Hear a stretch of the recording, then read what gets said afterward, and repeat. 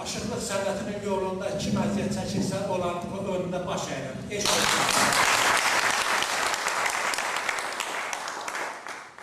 Bütün mülkəşir konuşa bilmirəm.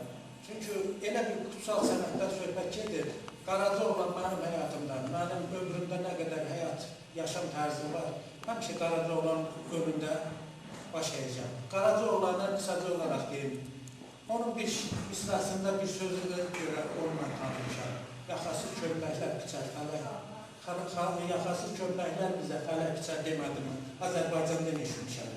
Ondan sonra bütün Azərbaycanı, İranı gəzdim, aşıqlarla, 500'den fazla aşıqlarla görüşdü. Türkmenistan bölgesine kimdə getdim. Amma sadəcə bir tane əzgisini tapmışam. Ruh bəy sağ olsun.